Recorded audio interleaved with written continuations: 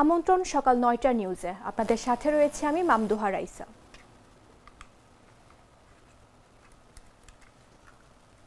BNP chairperson Khaleda জিয়ার heart ও ফুসফুসে সংক্রমণ হয়েছে। হাসপাতালে চিকিৎসকদের নিবিড় পর্যবেক্ষণে তার চিকিৎসা চলছে।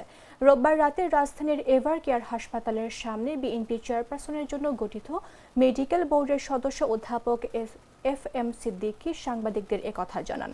তিনি বলেন, গত কয়েক মাস ধরেই উনি খুব ঘন ঘন আক্রান্ত হচ্ছিলেন। ওনার কতগুলো সমস্যা একসঙ্গে দেখা দিয়েছে। ওনার চেস্টে ইনফেকশন হয়েছে। FM সিদ্দিকী বলেন, হাসপাতালে আনার পর আমরা খুব তাৎক্ষণিকভাবে দ্রুত যে পরীক্ষাগুলো করা দরকার তা করেছি। আমরা প্রাথমিক যে রিপোর্ট পেয়েছি সে অনুযায়ী মেডিকেল বোর্ডের সবাই বসে আমরা প্রাথমিকভাবে ওনাকে অ্যান্টিবায়োটিক দিয়েছি। ওনাকে যেভাবে প্রাথমিক দ্রুত এবং জরুরি চিকিৎসা দেওয়া দরকার সেটা দিয়েছি। এদিন রাত ৮টায় এভারকেয়ার হাসপাতালে ভর্তি করা হয় খালেদা জিয়াকে। তিনি হাসপাতালে বিশেষজ্ঞ চিকিৎসক অধ্যাপক শাহাবুদ্দিন তালুকদারের তত্ত্বাবধানে আছেন। বিএনপি চেয়ারপারসনকে হাসপাতালে নেওয়ার পর বেশ কিছু টেস্ট করা হয়। এরপর অধ্যাপক শাহাবুদ্দিন তালুকদারের সভাপতিত্বে মেডিকেল বোর্ড বৈঠকে বসে।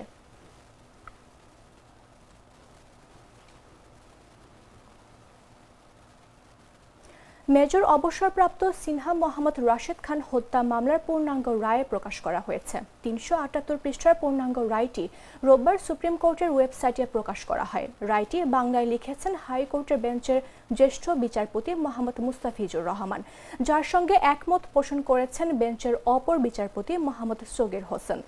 এ মামলায় সাবেক ওসি প্রদীপ কুমার দাস ও পরিদর্শক মোহাম্মদ লিয়াকত আলীর মৃত্যুদণ্ড এবং অপর ৬ আসামির যাবজ্জীবন কারাদণ্ড বহাল রেখে গত ২ জুন রায় দেন বিচারপতি মোহাম্মদ মুস্তাফিজুর রহমান ও বিচারপতি মোহাম্মদ সগীর হোসেনের সমন্বয়ে গঠিত হাইকোর্ট বেঞ্চ। পূর্ণাঙ্গ রায়ে বলা হয়েছে, পুলিশের টেকনাফ থানার সাবেক ওসি প্রদীপ কুমার দাস মেজর অবসরপ্রাপ্ত সিনহা মোহাম্মদ রাশেদ খান হত্যাকাণ্ডের মূল পরিকল্পনাকারী, আর সাবেক পরিদর্শক মোহাম্মদ লিয়াকত আলী পূর্ব পরিকল্পনা অনুসারে ঘটনার সময় ঘটনাস্থলে উপস্থিত থেকে তার হাতে থাকা সরকারি পিস্তল দিয়ে সিনহাকে হত্যার উদ্দেশ্যে তার শরীরের ঊর্ধ্বাংশের গুরুত্বপূর্ণ অঙ্গে পরপর 4টি গুলি করেছেন এবং গুলির আঘাতে তার মৃত্যু হয়েছে। এছাড়া মেজর রাশেদ খানের বুকে আঘাত করে বুকের 2টি হাড় ভাঙা সহ গলার বাম পার্শ্বে পা দিয়ে চেপে ধরে মৃত্যু নিশ্চিত করা হয়েছে। রায়ে আরও বলা হয়, বিষয়টি প্রদীপ কুমার দাস সোর্সের মাধ্যমে অবগত হয়ে ভিকটিম মেজর অবসরপ্রাপ্ত সিনহাকে ওই কার্যকলাপ থেকে বিরত থাকার জন্য 2020 সালের জুলাইয়ের মধ্যভাগে হুমকি দিয়ে ওই এলাকা ছেড়ে চলে যাওয়ার জন্য নির্দেশ দেয়, যা রাষ্ট্রপক্ষের সাক্ষ্য ও গুরুত্বপূর্ণ ও শক্তিশালী পারিপার্শ্বিক সাক্ষ্য থেকে প্রমাণিত।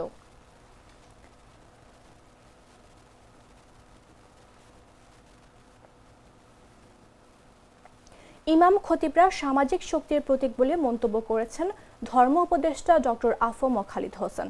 রোববার কুমিল্লা নগরীর টাউন হল মাঠে ইমাম খতিব সম্মেলনে তিনি এ মন্তব্য করেন। এ সময় মসজিদে আরবি খুতবা পড়ার আগে মুসল্লিদের সামনে জনবান্ধব বিষয়গুলো তুলে ধরার জন্য ইমামদের প্রতি আহ্বান জানান ধর্ম উপদেষ্টা। খালিদ হোসেন বলেন, আপনারা আসমানের কথা অবশ্যই বলবেন, জমিনের কথাও বলবেন, পাশাপাশি মাদক, যৌতুক, কিশোর গ্যাং, চাঁদাবাজি, ফেসবুকের ইতিবাচক ভূমিকা, জীবন বৈচিত্র্য সংরক্ষণ, সমাজসেবা ও দরিদ্র মানুষের কল্যাণ, এই সমস্ত বিষয়গুলো আপনারা জনগণের কাছে তুলে ধরবেন।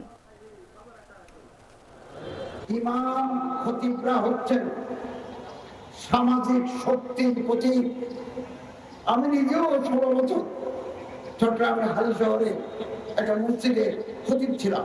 এই খতিব থেকে আমি উপদেষ্টা হয়েছি এবং আমি আপনাদের সদস্য, ইমাম কমিউনিটি, খতিব কমিউনিটির আমি একজন সদস্য।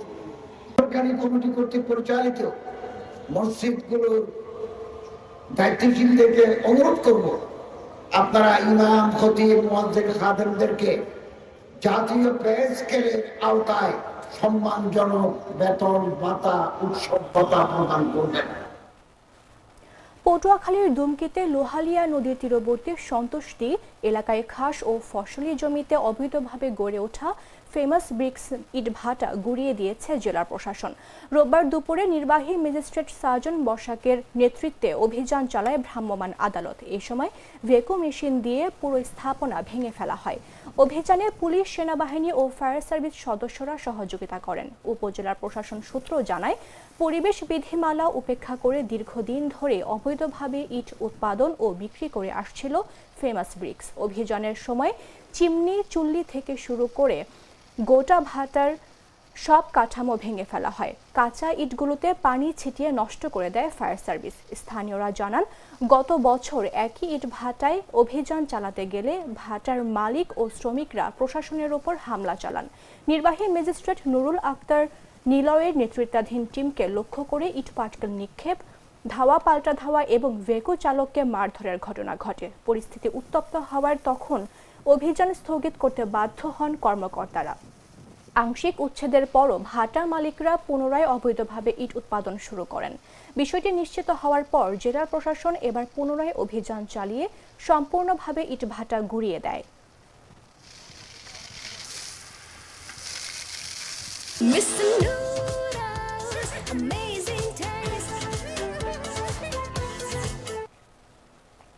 নির্বাচন নিয়ে সংশয় নেই, কিন্তু সুষ্ঠু নির্বাচন নিয়ে সন্দেহ এখনও রয়েছে বলে মন্তব্য করেছেন এবি পার্টির চেয়ারম্যান মুজিবুর রহমান মঞ্জু। রোববার সকালে ফেনী শহরের গ্রাউন্ড সুলতান কনভেনশন হলে প্রার্থী হিসেবে আনুষ্ঠানিকভাবে প্রচারণা শুরুর সময় তিনি একথা বলেন। তিনি বলেন, পুরনো রাজনীতি আর পুরনো তর্ক বাদ দিয়ে ফেনী সহ দেশের সমস্যা সমাধানে জোর দিতে হবে। খারাপ লোককে নির্বাচিত করলে পরিণতি আরও খারাপ হবে। পরিবর্তন এখনই শুরু করতে হবে। সুযোগ থাকার পরও বিএনপির সঙ্গে জোটে যায়নি, কারণ বিএনপির অনেক নেতা এত বছর সংগ্রাম করেছেন, নির্যাতিত হয়েছেন। তাদের দলের নমিনেশন পাওয়ার অধিকার আছে। জেলা এবি পার্টির আহ্বায়ক মাস্টার আহসানুল্লাহর সভাপতিত্বে সংবাদ সম্মেলনে স্বাগত বক্তব্য দেন চট্টগ্রাম বিভাগীয় সহ সাংগঠনিক সম্পাদক ইঞ্জিনিয়ার শাহ আলম বাদল।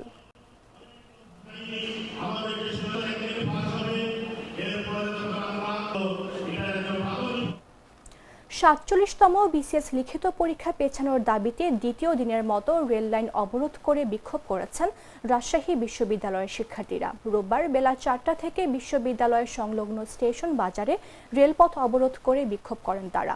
এতে ২ ঘণ্টা ধরে রাজশাহীর সঙ্গে সারা দেশের রেল যোগাযোগ বন্ধ রয়েছে। আন্দোলনকারীরা এক শিক্ষার্থীর সাব্বির হোসেন বলেন, আমরা দ্বিতীয় দিনের মতো রেলপথ অবরোধ করেছি। গতকাল পিএসসির সিদ্ধান্ত জানানোর কথা, তবে আমরা কোনো সিদ্ধান্ত জানতে পারিনি। আমরা পিএসসিকে স্পষ্টভাবে জানিয়ে দিতে চাই, আমরা একটি যৌক্তিক সময় চাচ্ছি, যাতে আমরা যথাযথ প্রিপারেশন নিয়ে পরীক্ষায় অংশগ্রহণ করতে পারি। যতক্ষণ পর্যন্ত আমরা কোনো পজিটিভ সিদ্ধান্ত না পাচ্ছি, ততক্ষণ আমরা আন্দোলন করব।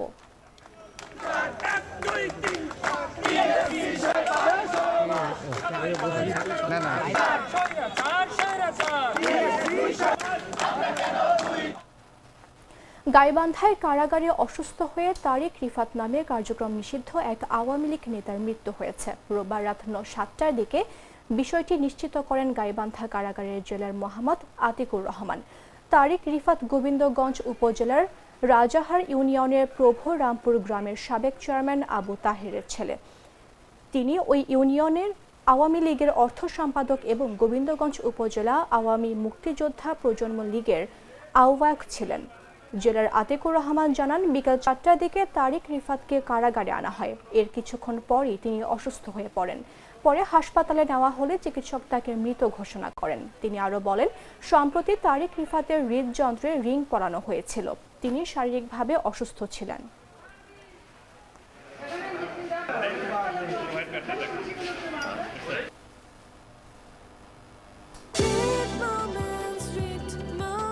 Treat chocolate. Treat moment. Sweet moment.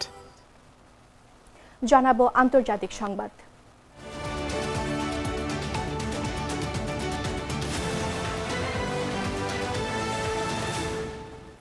মার্কিন প্রেসিডেন্ট ডোনাল্ড ট্রাম্প প্রস্তাবিত যুদ্ধবিরতির মধ্যেই গাজায় সামরিক অভিযান চালিয়েছে ইসরায়েলি সামরিক বাহিনী। এই হামলায় হামাসের একজন স্থায়ী কমান্ডার নিহত হয়েছেন। রোববার প্রকাশিত ইসরায়েলি বাহিনীর এক বিবৃতিতে বলা হয়েছে, নিহত ওই হামাস কমান্ডারের নাম আলা আল হাদিদি। জানা গেছে, হামাসের হেডকোয়ার্টার্সের সাপ্লাই শাখার প্রধান হিসেবে তিনি দায়িত্ব পালন করেছিলেন। ইসরায়েলি সেনাবাহিনীর দাবি, শনিবার গাজা জুড়ে চালানো হামলার একটিতে তিনি নিহত হন। তবে এ বিষয়ে এখনও কোনো আনুষ্ঠানিক কোনো বিবৃতি দেয়নি হামাস। শনিবার ইসরায়েলে গাজায় একাধিক বিমান হামলা চালায়। ইসরায়েলের প্রধানমন্ত্রী বেনিয়ামিন নেতানিয়াহু বলেন, হামাসের একজন যোদ্ধা ইসরায়েল নিয়ন্ত্রিত এলাকায় প্রবেশ করার পর এসব হামলা চালানো হয়। এতে হামাসের 5 জন সিনিয়র সদস্য নিহত হয়েছে বলে তিনি দাবি করেন। تحقيق ميداني في بلدة إربيل ثم قامت بالإفراج عن من حيث جانب إلى آخر وكلف تفجير وعمليات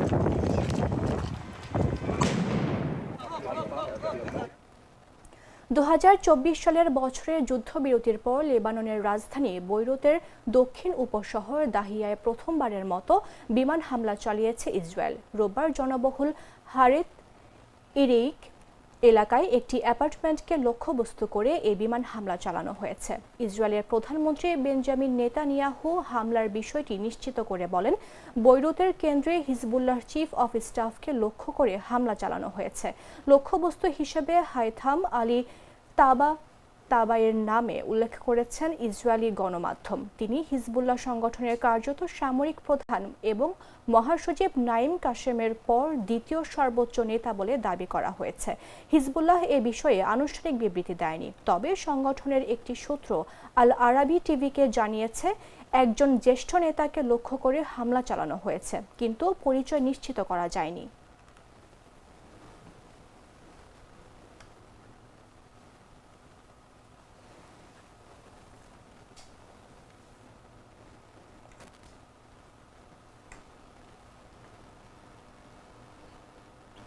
সংবাদ শেষ করব খেলার খবর জানিয়ে।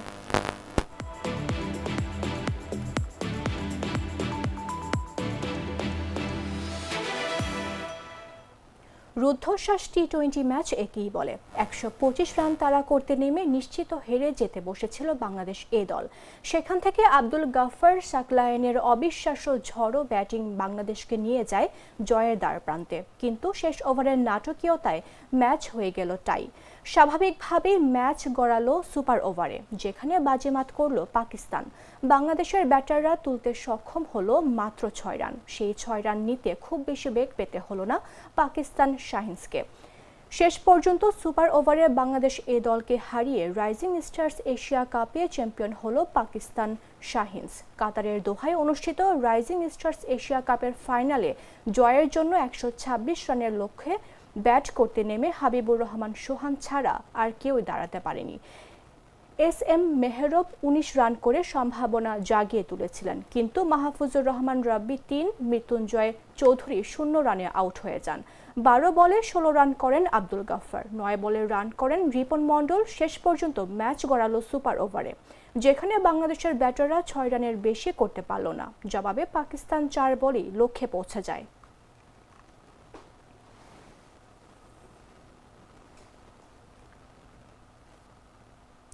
দর্শক, এই ছিল এখনকার মতো। প্রতি মুহূর্তে সর্বশেষ খবর পেতে ভিজিট করুন jagonews24.com।